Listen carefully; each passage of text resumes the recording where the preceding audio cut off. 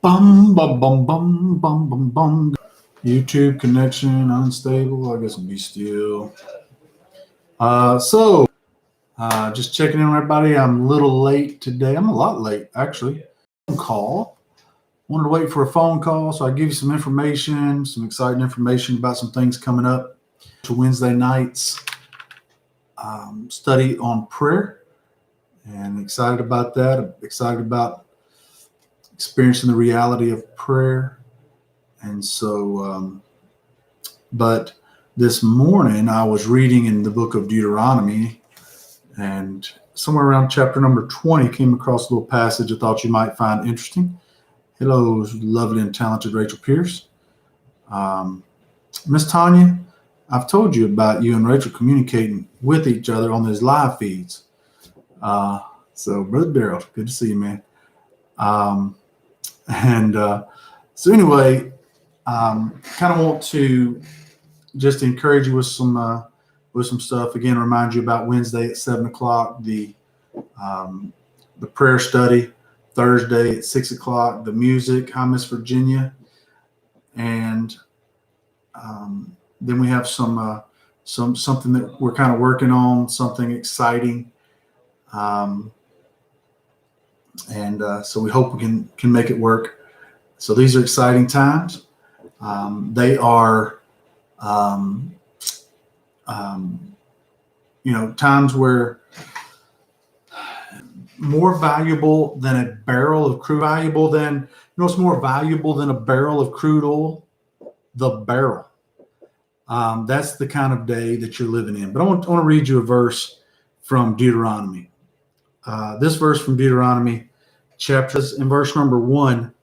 When you go out to battle against thine enemies, and you see horses and chariots and people more than you, it says, when than you, do not be afraid.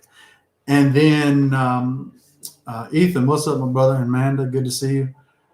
So when you go out and see this battle, and they're bigger and they're more than you, and then he begins to list these things. Said, if you've planted a vineyard and you haven't eaten the fruit of the vineyard, then go back home. If you planted a garden and hadn't eaten of the garden, go back home. If you're engaged and you haven't been married yet, then go back home. And then I want to read this verse to you. Verse number 8. And it is an incredible verse. He said, it shall lead the people. And remember what we're talking about. We're talking about an army that's bigger than you. We're talking about a situation that's bigger than you. And so I would have to ask you, if you were in this situation, you come across this army, this situation, kind of like we're talking about now, 10 million people in the last 2 weeks unemployed, somewhere around 40 million deaths from COVID, a barrel of crude oil under $1 barrel is negative, tens of thousands of businesses filing bankruptcy. If you see that the enemy is bigger than you, are you scared? That's what he says. He says, hey man, if you're in the army and you're scared, then go home. Hi, Marcy. I love you too. He said, if you're scared, then go home. And how could you not be scared? I don't want to make it sound like mediocre, scared. What is it that allows us to say, what would it be that would make a soldier say, okay, the enemy's bigger than me, but I'm not so scared that I need to go home?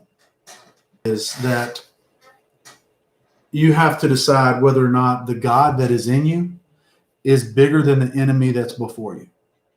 That's how you have to say, that's how you have to define fear. It's not whether or not you're like, don't look like to me it's going to turn out very good at all. I mean, I can't tell you it's going to turn out good, but I can tell you that the enemy that's in front of me is not bigger than the God that's within me. I'm not so scared that I need to turn around and go home. Because, again, in Deuteronomy chapter number 20, he says, and haven't lived in it yet, then you can go home.